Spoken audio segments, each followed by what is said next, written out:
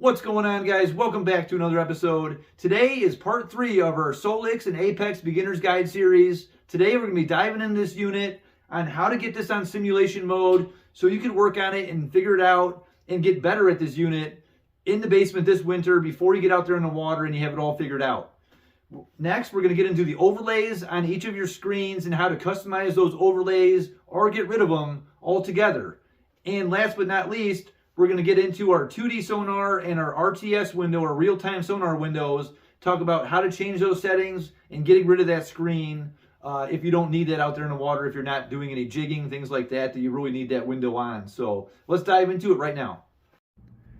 All right, guys, to get this unit on simulation mode, we want to get to our main menu. The easiest way to do that is take your 2 fingers, slide down from the top, get to your main menu, and click on Settings. Down on this tab, there's a simulation tab right here. You click on that simulation tab, and you can see the simulation on right there. Now, when you first do this, it's going to have demo mode on as well. When you go to turn that on, it's going to say you wants to overwrite your information and you're going to lose all your tracks and waypoints. You definitely do not want to do that. So what you want to do is turn that demo mode off and that simulation mode on, and you're not going to use, it's going to restart and go into simulation mode. You're not going to lose any of your information.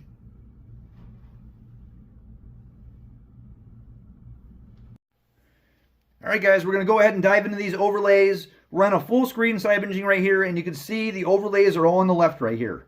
You have the option to change these to whatever kind of overlay you want or get rid of them completely. To do this, all you do is hold down on one of these overlays, and it's going to give you your overlay menu. We have our depth, time, speed, temperature, our 12-volt supply, GPS position, and our headings. We don't need all those out on the water. I'm going to get rid of a lot of these just so it doesn't clutter up the screen when I'm looking for fish over here on the left-hand side. It's pretty important to see out there when you're using side imaging to utilize it the most. To get rid of one of these, you just click on, say, the time. I'm not going to need to know what time it is out there. I have my phone on me all the time. You can turn that off. You go down to the next one. I like my speed, I like my temp, and I do like my 12-volt supply, knowing how much voltage I have left in case I'm hooked to my starting battery. I can have that on there if it gets down below 12 or lower 12. I can start up my motor and start charging that battery a little bit. GPS position, we could turn that off. Our headings, we can turn both those off, and we just uncluttered the screen a lot, so now we only have 4 things on here. Once you exit out of here, you click on this screen one more time, and it's going to give you some more information and data to change. We have our overlay position. We can change it to bottom left, top right, bottom right. We're going to go back to the top left. Hit this back go-to button there on the top of that little window. We have our overlay size. We could turn this down to a smaller size so it's taking up less of the room and we can still see that out there, but it's not covering your screen and your ability to see fish out there on side imaging. We're going to click this here one more time, go down to overlay colors. We could turn this to a different color, which would be black, and it stands out a little bit more. It's really your preference whether you like white or black. Then we hit the go-to button, go back, and we come to a different screen here that gives you your different options for what you're adjusting this for. Sonar, chart, navigation.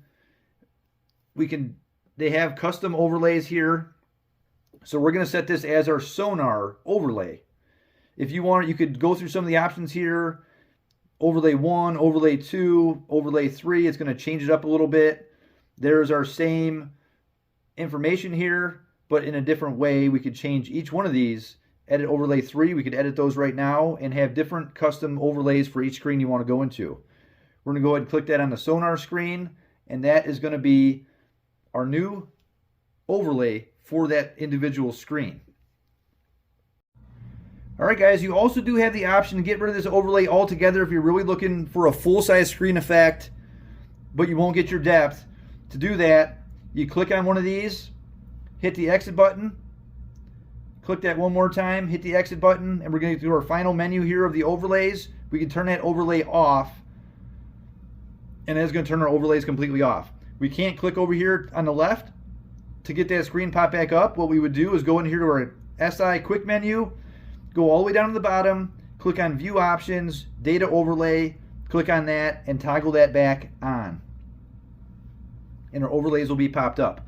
Now, when you go down to your navigation menu, you're going to have different overlays again. We're going to go ahead and go through that same sequence of stuff. Click on that, hold.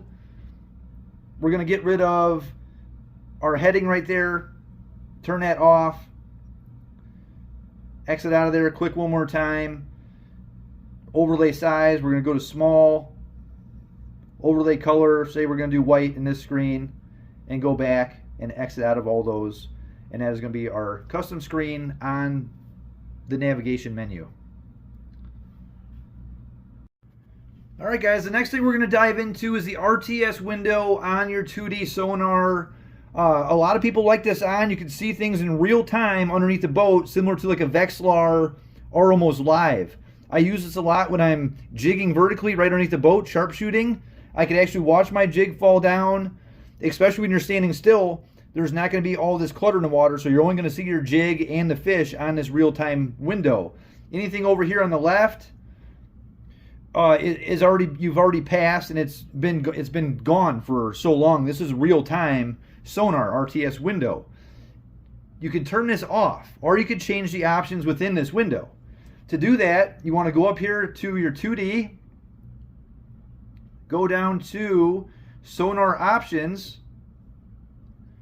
go to preferences, and your RTS window right down here at the bottom left. You also have some more options in here, like your fish ID you can turn on. So say these little fish right here, that would actually come up as a fish, which I don't like to do that because sometimes it'll pop up fish in spots that really aren't fish. So I like to see them myself. But some people like that fish ID on. This is where you would turn that on.